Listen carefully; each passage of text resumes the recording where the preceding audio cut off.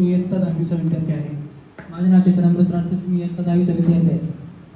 तर आज आपण बघत आहोत की आपण सरांची मुलाखत घेणार आहोत. तर त्यांचा परिचय पहिल्यांदा करून देणं हे खूप महत्त्वाचं आहे.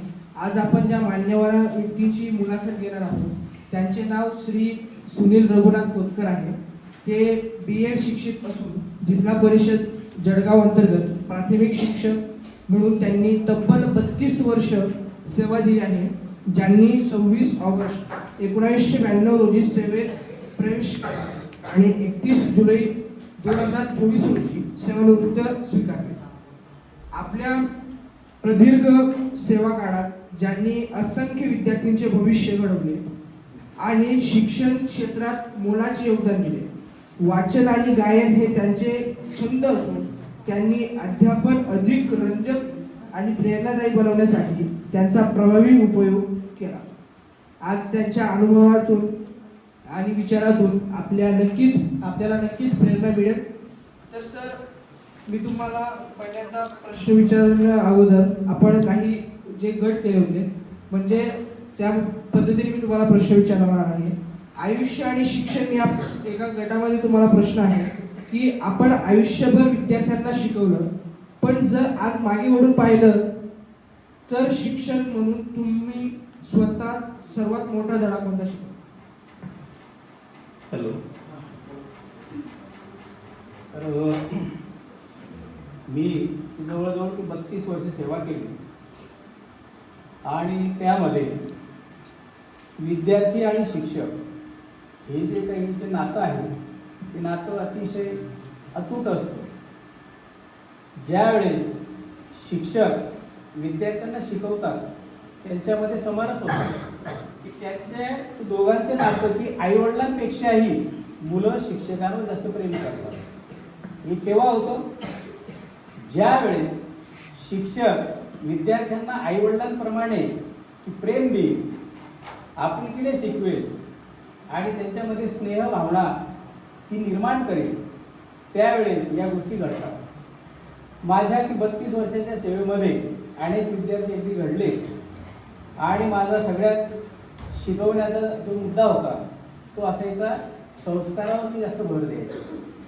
जीवनामध्ये शिक्षण जेवढं महत्त्वाचं आहे की तेवढं आपल्यामध्ये संस्कार असणं अत्यंत गरजेचं आहे. मी बाबासाहेब आंबेडकरांचं चरित्र वाचलं आणि त्याच्यामधले एक वाक्य की त्याच्याने माझं जीवन घडलं. मी DEd कॉलेजला असताना त्यावेळेस त्यांचं चरित्र वाचलं आणि वाचल्यानंतर त्यातली एक ओळ मला आवडली. बाबासाहेब म्हणतात की जीवनामध्ये शिक्षणापेक्षाही शीलाला जास्त महत्त्व आहे. शील म्हणजे आपलं चारित्र्य. आणि ते त्या वेळेपासून मी ते वाक्य जीवनामध्ये आठवणीत ठेवलं आणि माणूस शिक्षणामध्ये थोडं कमी असणार चालेल, पण त्याचे संस्कार चांगले असावे, त्यामुळे आपलं जीवन हे सुलभ होत असतं. विद्यार्थ्यांशी माझं नातं अगदी जवळीक झालं आणि 32 वर्षाच्या सेवेमध्ये अनेक जे शिक्षक झाले, मिलिटरीमध्ये आहेत, काही पोलीस आहेत, अनेक क्षेत्रामध्ये माझे विद्यार्थी आज आहेत आणि अत्यंत चांगले आहेत. आणि एक उदाहरण मी फक्त सांगणार आहे तुम्हाला की मी चांबार्डी येथे 14 वर्षे सेवा केली. आपल्या जवळच आहे चांबार्डीला. तर तिथला एक विद्यार्थी मला आता 4-5 वर्षापूर्वी आमची भेट झाली. मी त्याला सहज विचारलं, तिथे कार्यक्रमाला मी उपस्थित होतो. तो मला भेटला, आता नमस्कार केला त्याने. मी त्याला सहज विचारलं, अरे म्हटलं संभाजी तू काय करतो? तर त्याने मला सांगितलं की सर म्हणे मी 12 चाकांची गाडी चालवतो. म्हणजे ती मालट्रक जी असते ना, काय तो 12 ट्रक काहीतरी म्हटला तो शब्द, मला तो आठवत नाही. तर ती गाडी मी चालवतो म्हटलं आणि पूर्ण भारतभर मी फिरतो. तर मी त्याला सहज म्हटलं, जर तू ती गाडी चालवतो मालट्रक, तुला काहीतरी व्यसन असतीलच ना. आता मालट्रक आणि तो अगदी ड्रायव्हर म्हटल्यानंतर साहजिक आलं. त्याने म्हटलं तू पूर्ण भारत फिरतो, याचा अर्थ तुला तर तंबाखू म्हणा किंवा काहीतरी चालतच असेल. तर त्याने मला एकच वाक्य सांगितलं की सर मी 4थी पर्यंत तुमच्याकडे शिकलो, तुम्ही ज्या ज्या गोष्टी आम्हाला सांगितल्या संस्काराच्या त्यातून मी हेच शिकलो. तर त्याने लगेच त्या खिशातून आवळा कंठीची पुडी काढली आणि ती मला समोर ठेवली. म्हटलं सर मला ज्या ज्या वेळेस वाटलं झोप लागते गाडी चालवताना मी आवळा कंठी खातो आणि माझी गाडी चालवतो, मी कुठलेही व्यसन करत नाही महिन्याला 30-40 हजार रुपये मी कमवतो. तर हेच मला सांगायचं आहे की जीवनामध्ये शिक्षणाला महत्त्व आहेच, नाही असं नाही, पण त्या शिक्षणाबरोबर आपल्याला संस्काराची फार की गरज असते आणि ती विद्यार्थ्यांना देण्याचा मी प्रयत्न केला. धन्यवाद सर. आपण सांगितलं की शिक्षणापेक्षा चारित्र्य ही तितकंच महत्त्वाचं आहे. तर पुढचा प्रश्न. माझा प्रश्न आहे सर, आपल्यामध्ये शिक्षक होण्यासाठी कोणते गुण सर्वात महत्त्वाचे असतात? शिक्षक होण्यासाठी कोणते गुण सर्वात महत्त्वाचे असतात? सर्वात बघा, शिक्षक होणं जेवढं सोपं आहे तेवढं अवघड आहे. माझ्या स्वतः सांगतो मी की 10वी झाल्यानंतर ITI कॉलेजला गेलो होतो जळगावला. 1 वर्ष ITI केला, त्यानंतर इकडे DED कॉलेजला मी गेलो. आता ITI कॉलेजमधलं वातावरण आणि DED कॉलेजचं वातावरण याच्यामध्ये फरक असतो. तर ITI कॉलेजला असताना आम्ही सगळेच असे मित्र कंपनी असायचो. तर कोणी ती गळ्यामध्ये साखळी, हातामध्ये साखळी, आता यंग ते आम्ही पण त्यांच्याबरोबर तसे राहायचं. माझ्या हातात साखळी असायची, गळ्यात साखळी असायची. आणि नेमकं मी DED कॉलेजला गेलो, ITI सोडलं आणि तिकडे गेलो. माझा त्या कॉलेजचा पहिला दिवस. आमचे प्राचार्य अतिशय स्ट्रिक्ट होते. त्यांनी असं पाहिलं, परिपाठ झाला, सगळे बसलेले होते, आम्ही 40 विद्यार्थी होतो. 40 मध्ये त्यांनी फक्त मला उठवलं, म्हटलं इकडे. मी गेलो, मी म्हटलं मला थोडंसं बरं वाटलं, मलाच बोलवलं एवढ्या मुलांमध्ये, पण का बोलवलं ते काही मला ते कळलं नाही. मग मी गेल्यानंतर मला त्या सरांनी सांगितलं की, म्हटले का रे बाबा तू कुठून आलास? म्हटलं मी 40गावून आलो, जळगाव जिल्ह्यात. आधी काय करत होता? म्हटलं मी ITI कॉलेजला होतो. आता कुठे आला? म्हटलं आता DED कॉलेजला आलो. ठीक आहे, आता तुला काय व्हायचंय? म्हणजे शिक्षक व्हायचं इथून. बरोबर, आता एक काम कर, म्हणजे शिक्षक व्हायचंय. हो, आता माझ्याकडे बघ म्हणे. तुम्ही त्यांच्याकडे पाहिलं, बघितलं. आता मला काय कळणार तेव्हा त्यांचं काय म्हणणं आहे म्हणून. बघितलं मी फक्त, असं बघितलं तुमच्याकडे. अरे बघितलं नाही म्हणे, पण तुझ्या हाताची साखळी माझ्या हातात आहे का? म्हटलं नाही सर. ती काढ म्हणे बाहेर. काढली, ठेवली घेतला. म्हणजे गळ्यात काहीतरी दिसतंय, पण साखळीच आहे सर. ती पण काढ म्हणाली बाहेर. ती काढली, म्हणे वरचं बटन उघडे. ITI कॉलेजला असताना कारण की प्रत्येक क्षेत्रातल्या ना गोष्टी काही वेगळ्या असतात. तर तिथे आम्ही जे शिकलो ते तिथे गेलं. मला सरांनी सांगितलं तुला शिक्षक व्हायचं आहे ना, माझं बटन वरचं उघडं आहे का? म्हटलं नाही, आपल्याला शिक्षक व्हायचं आहे, गुंड व्हायचं नाही म्हणे. याच्या पुढे मला तुझं वरचं बटन कधी उघडं दिसायला नको. त्या दिवसापासून ते आज पावेच माझ्या शर्टाचं वरचं बटन कधीच उघडलं कधीच उघडलं. याचा अर्थ असा की शिक्षक होताना त्यातले गुण, सौजन्य असेल, संस्कार असेल, जे ज्या गोष्टी आहेत त्या आपल्यामध्ये असाव्या. विद्यार्थ्यांना शिकवण्याच्या आधी शिक्षक हा परिपूर्ण असावा, त्याच्यामध्ये चांगले संस्कार असावे. शिक्षक जर गुटखा खात असेल तर तंबाखू खात असेल तर मुलं सुद्धा ते शिकतील ना. बघून काहीतरी अनुकरण हा फार महत्त्वाचा गुण आहे. आणि माणूस अनुकरणाने लवकर शिकतो आणि लहान मुलं तर अधिक लवकर शिकतात. कारण माझा संपर्क हा लहान मुलांशी जास्त आला. आम्ही ती प्राथमिक शाळेत असल्यामुळे 1ली ते 4थीचे मुलं अनुकरण प्रिय असतात. आता तुम्हाला कळायला लागलं समजा 5वी, 6वी, 8वी, 10वी तर चांगलं वाईट कळतं, पण 1ली, 2री, 3री, 4थीच्या मुलांना ते कळत नाही. अनुकरण हा महत्त्वाचा गुण आहे त्यांच्यामध्ये आणि शिक्षकाचं अनुकरण करून ते शिकतात. म्हणून शिक्षकाने आपल्यामध्ये चांगले चांगले गुण घ्यावेत. आपण जसं वागतो तसं मुलं पाहतात आणि ते तसं वागण्याचा प्रयत्न करतात. म्हणून शिक्षकाने आधी स्वतः स्वयंशिस्त व्हावे आणि मग विद्यार्थ्यांना घडवावे असं मला वाटतं. धन्यवाद सर. पुढील प्रश्न तुम्ही विचार. सर, आज आपण बघतोय की बदलती पिढी आणि बदलतं शिक्षण. आजचं शिक्षण AI पद्धतीने झालं, पिढी पण बदलली आहे आणि त्यांच्या शिक्षणातील रस पण वेगळा झाला. तर मग त्यावरून मी एक प्रश्न विचारतो तुम्हाला की आजचे विद्यार्थी आणि तुमच्या काळातील विद्यार्थी या दोघांमध्ये सर्वात खोल कोण? आजचे जे विद्यार्थी आहेत आजच्या काळातील आणि तुमच्या काळातील विद्यार्थ्यांमध्ये फरक काय जाणवतो? फरक काय ओके. बघा, आमच्या वेळेचं जे वातावरण होतं, कारण की जे परिवर्तन ही काळाची गरज असते. परिवर्तन ही काळाची गरज असते. आम्ही ज्यावेळेस शिकत होतो त्यावेळेस बी म्हणजे इंजिनियर झालेली मुलं असे क्वचित होते, एखाद दुसरा. आज बघा बरं, आज तुम्ही म्हणतो की घरोघरी इंजिनियर आहे.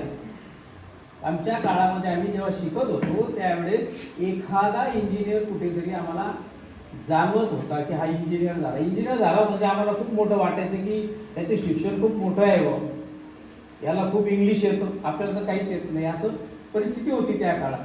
पण मी तुम्हाला सांगतो की शिक्षण हा प्रवाह जो आहे ना, तो आमच्या वेळेचा असो की आताचा असो, खूप काही बदल नसतो.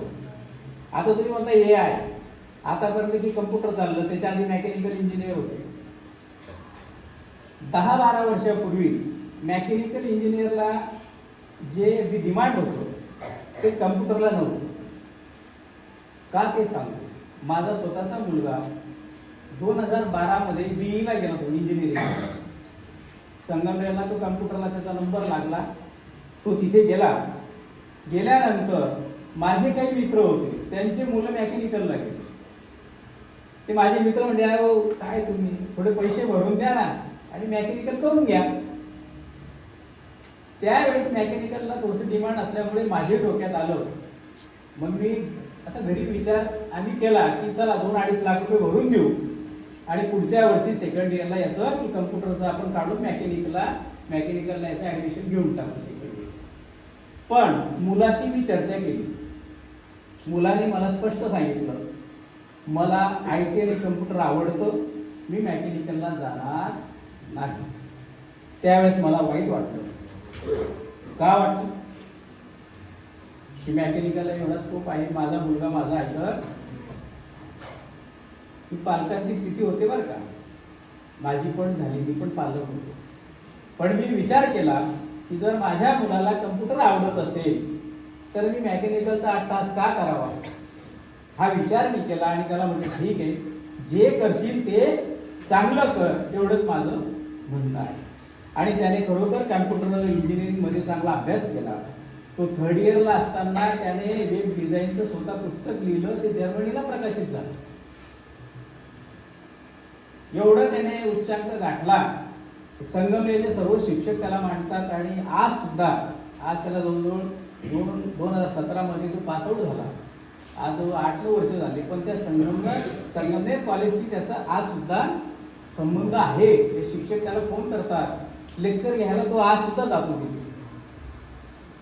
तर मला हेच सांगायचं की त्यावेळेचे शिक्षण असेल, समजा 10-12 वर्षापूर्वीची गोष्ट सांगितली तुम्हाला की मेकॅनिकलला जास्त स्कोप होता. पण आज काय झालंय, आज IT आणि कम्प्युटरला जास्त डिमांड आलंय आजच्या स्थितीला.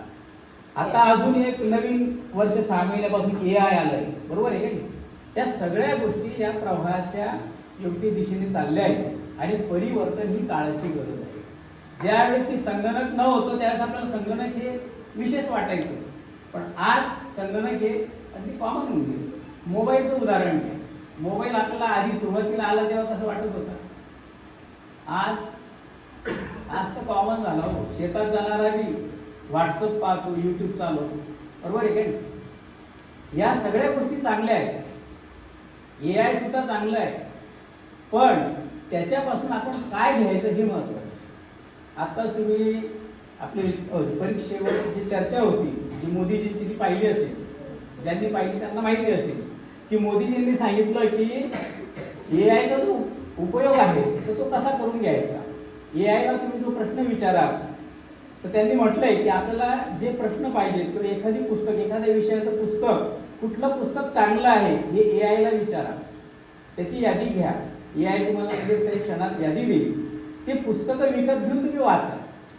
AIला तुमचे प्रश्न सांगून तेवढे सोडून नका घेऊ, त्याच्याने तुमचं ज्ञान पूर्ण वाढणार नाही. याचा अर्थ असा की शिक्षण हे ती परिवर्तनाची काळाची गरज असल्यामुळे आजही शिक्षणाचा जो प्रवाह तोच आहे, आधी तोच होता. पण या सगळ्यामध्ये जर आपण विचार केला तर आपल्या संस्कारांना सुद्धा तेवढंच महत्त्व आहे.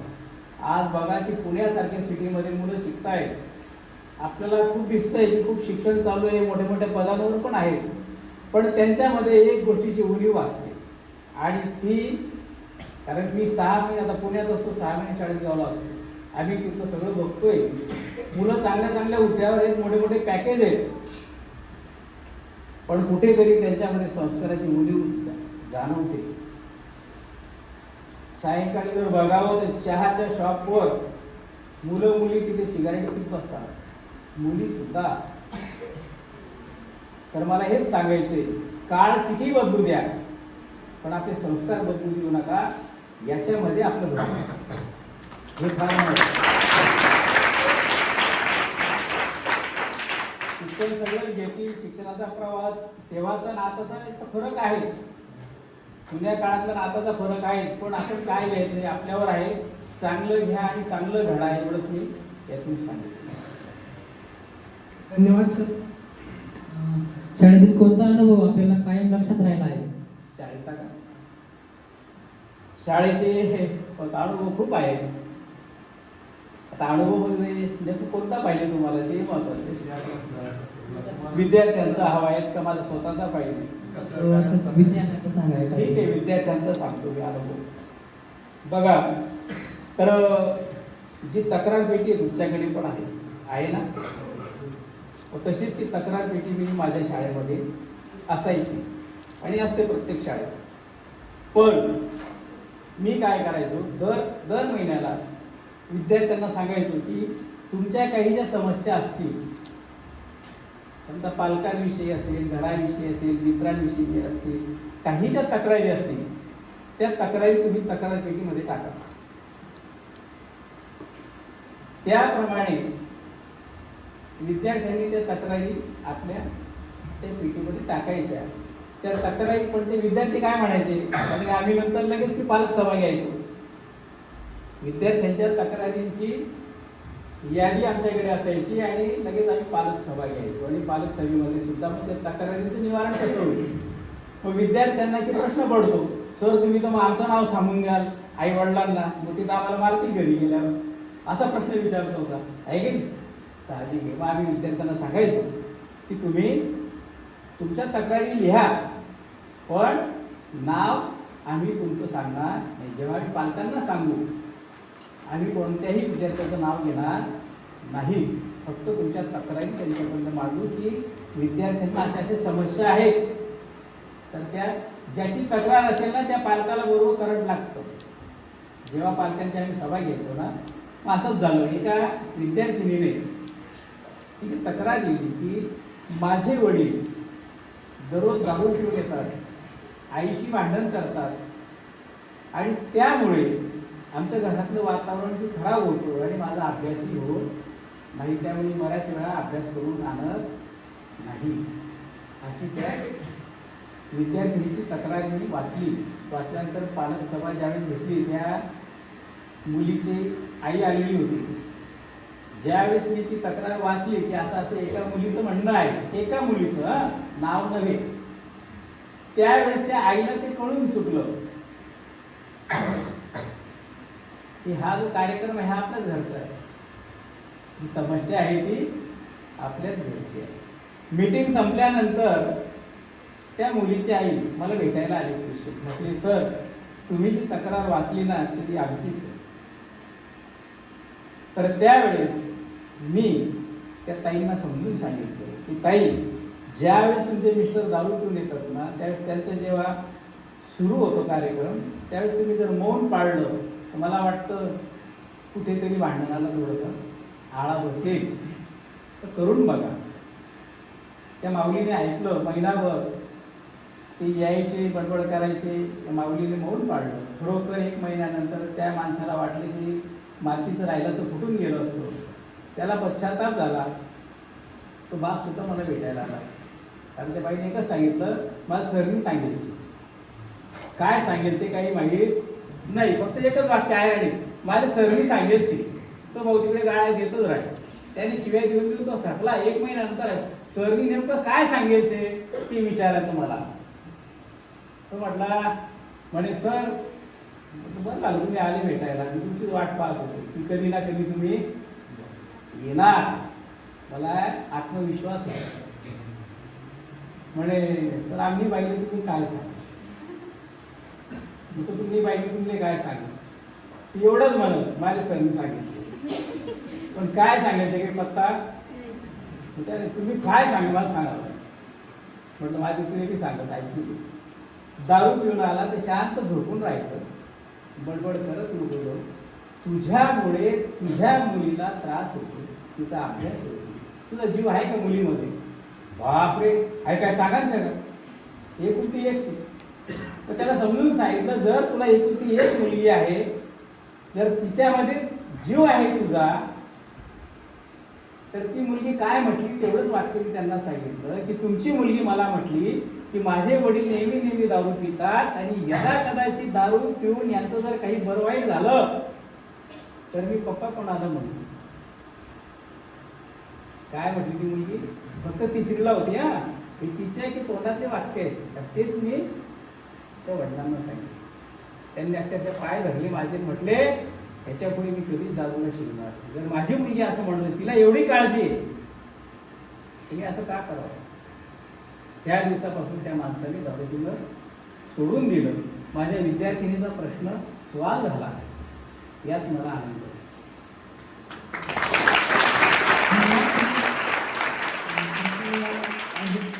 अनुभवातून आम्हाला खूप काही नवीन संदेश भेटला आहे. तर आम्ही तुम्हाला एक प्रश्न विचारत आहोत की तो समाजाविषयी आहे आणि तुम्ही समाजासाठी जो संदेश द्या त्याविषयी एक प्रश्न आहे की पालकांनी शिक्षकांकडून काय अपेक्षा ठेवावी आणि शिक्षकांकडून म्हणजे शिक्षकांनी स्वतःकडून काय?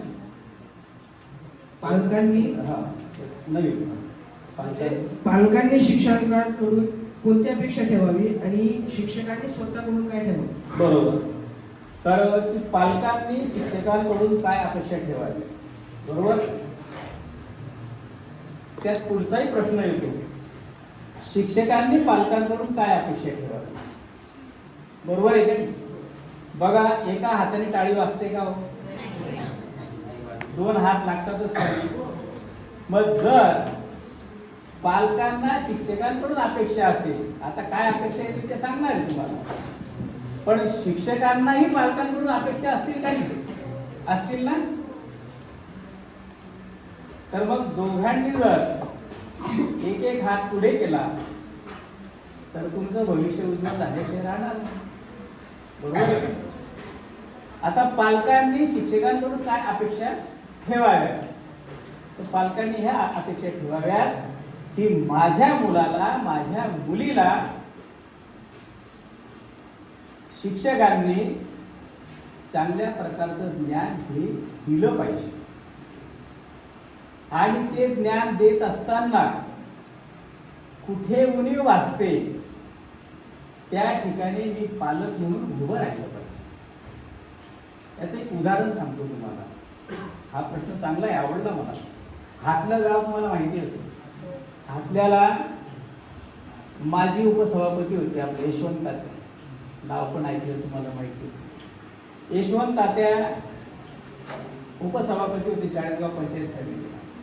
एकदा की 15 ऑगस्टचा कार्यक्रम संपला माझा चांभार्डीचा आणि मी जात होतो, त्यांच्या शाळेमध्ये सभा चालू होती. यशवंत तात्यांनी मला पाहिलं आणि आवाज दिला, शिपायाला सांगितलं सरांना बोलू म्हणते, आणि त्यांच्या त्या सभेमध्ये मला समाविष्ट करून घेतलं त्यांनी.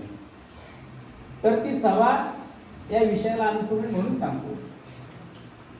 उपसभापती होते, गावाचे सरपंच पण होते ते त्यावेळेस, दोघं तिघं काम होत त्याच्याच घरात होतं. आणि त्यांनी जी शाळा चालू केली होती, जसे आज आपल्या नानासाहेबांनी शाळा चालू केली, आणि या शाळेचं सगळं वातावरण पाहून मला खूप आनंद झाला. अशी शाळा जर मला लहानपणी मिळाली असती तर असं वाटायला लागला, जेव्हा वाटतो काही वेळा. तर हातल्याच्या शाळेमध्ये मी गेल्यानंतर तिथे काय पाहिलं ते मी तुम्हाला सांगतो.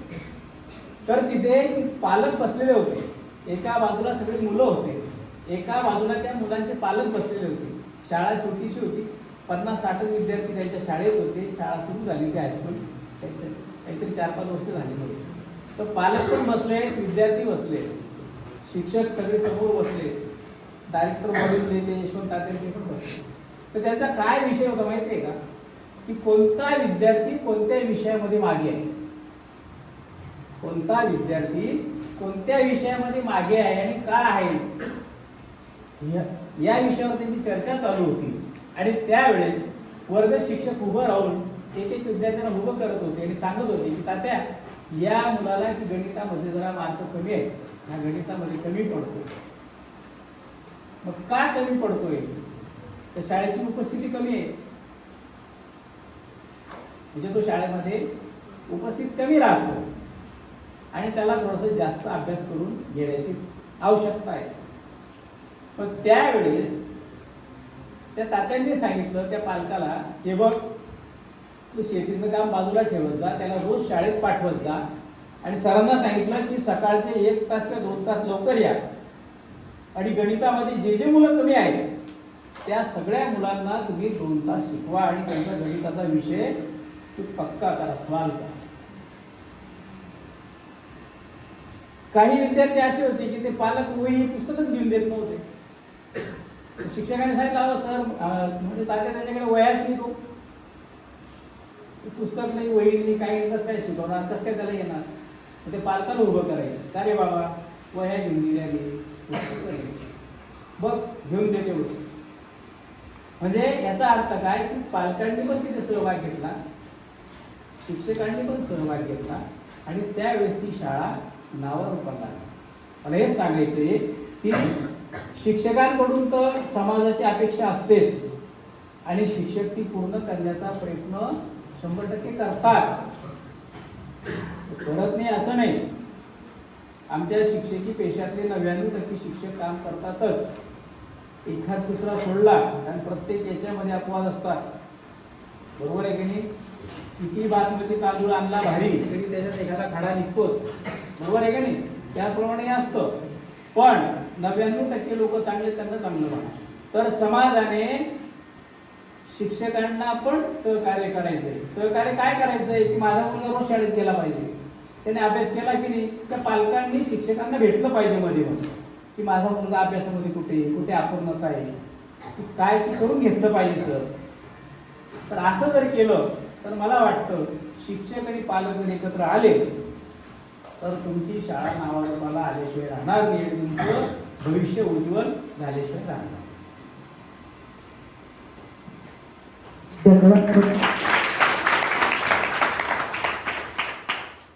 दहावीच्या विद्यार्थ्यांना आपण कोणता खास सल्ला द्याल? ओके. 10वीचे जे विद्यार्थी आहेत, आता सगळे 10वीचेच आहेत ना तुम्ही, तर 10वीची परीक्षा झाल्यानंतर आता आधी तुम्हाला शुभेच्छा सगळ्यांना परीक्षेसाठी. कारण की आता तुम्हाला असं वाटतं केव्हा पेपरला बसून केव्हा लिहून केव्हा पास होईल असं झालेलं असेल की अभ्यास पण झालेला आहे तुमचा. तर 10वीच्या विद्यार्थ्यांना तुम्ही 10वीचे पेपर तर लिहाच, फक्त पेपर लिहिताना भीती बाळगू नका. काही वेळा कसं असतं, भीतीपोटी येतं तरी लिहिलं जात नाही. काही वेळा पेपरच्या वेळेस हात की थरथर करतो काही विद्यार्थ्यांचा, असं क्वचित आहे, पण होतं असं. एकदा काय झालं,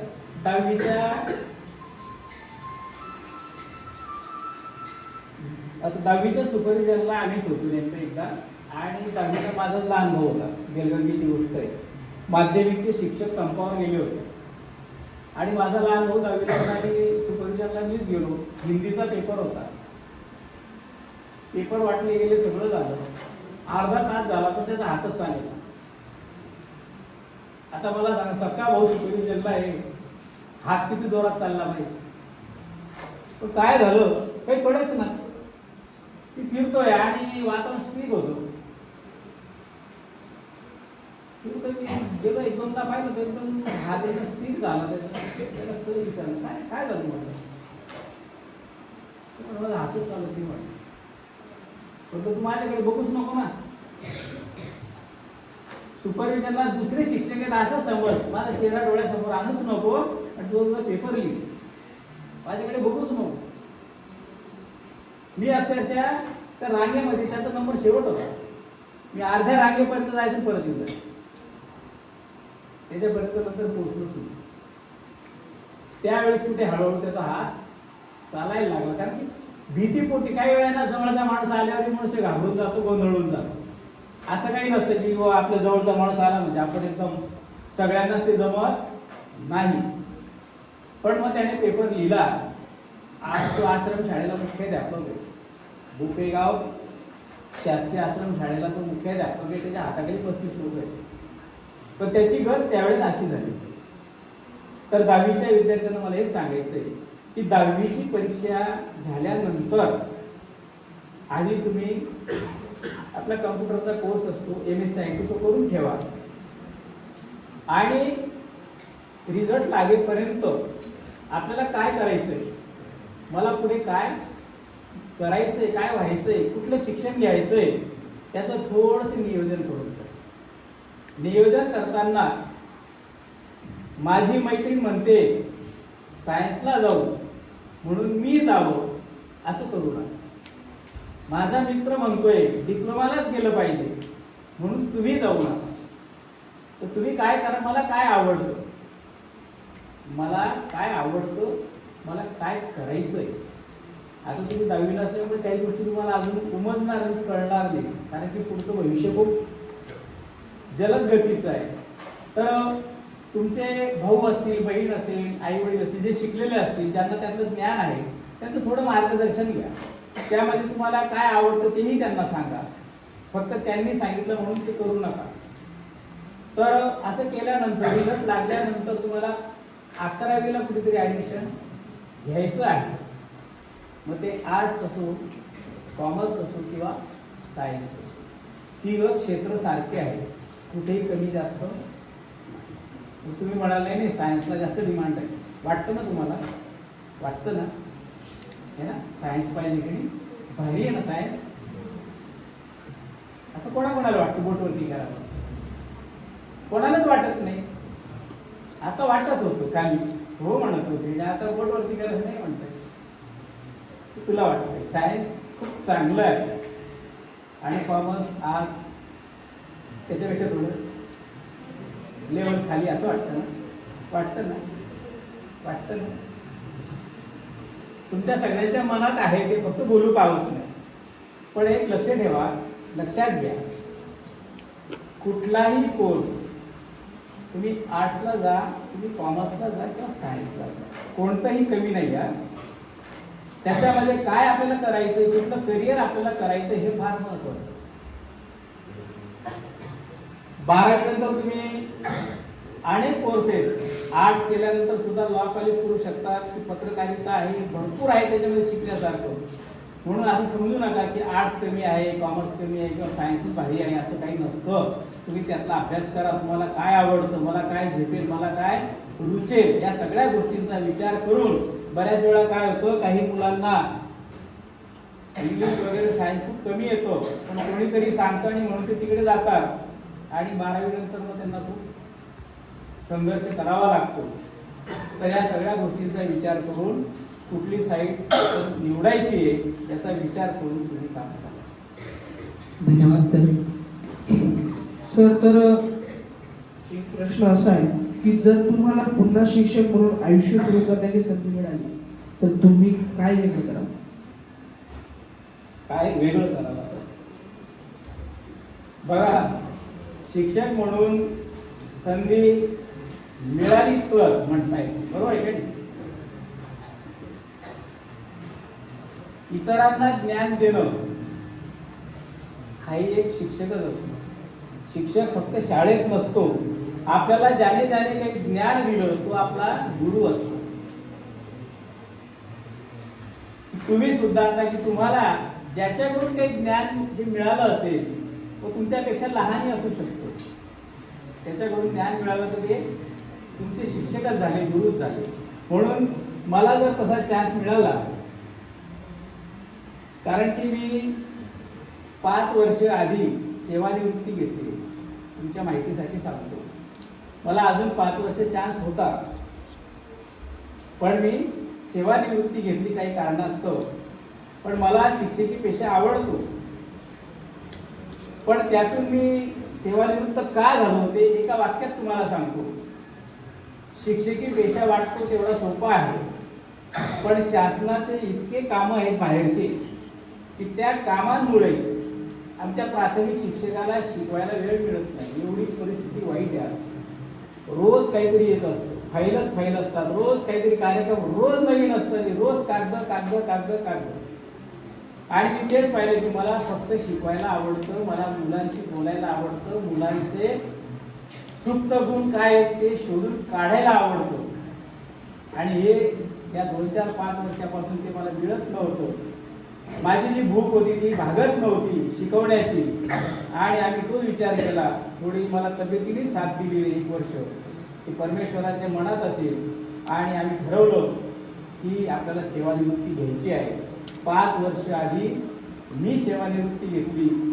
माझी मिसेस पण होती सर्व्हिसला, त्यांना पण सेवानिवृत्ती घ्यायला लागली.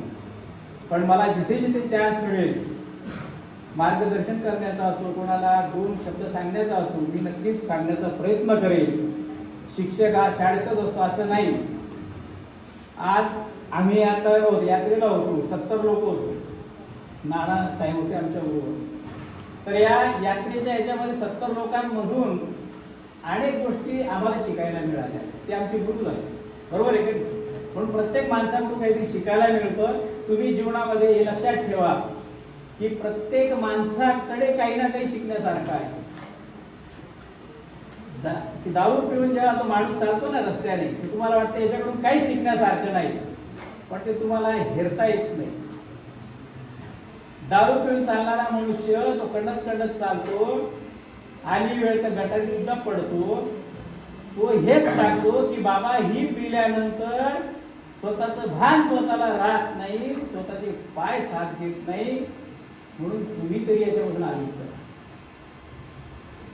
हे तो आपल्याला सांगत असतो, आपल्याला कळत नाही. आपल्याला वाटतं हे दारू एवढं पिऊन राहिलं पडतंय.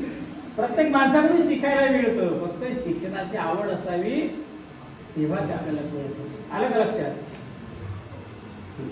धन्यवाद सर. आपण जो आपल्या मुलांसाठी संदेश दिला आहे, समाजासाठी संदेश दिला आहे, त्याचा नक्कीच आपण वापर करू.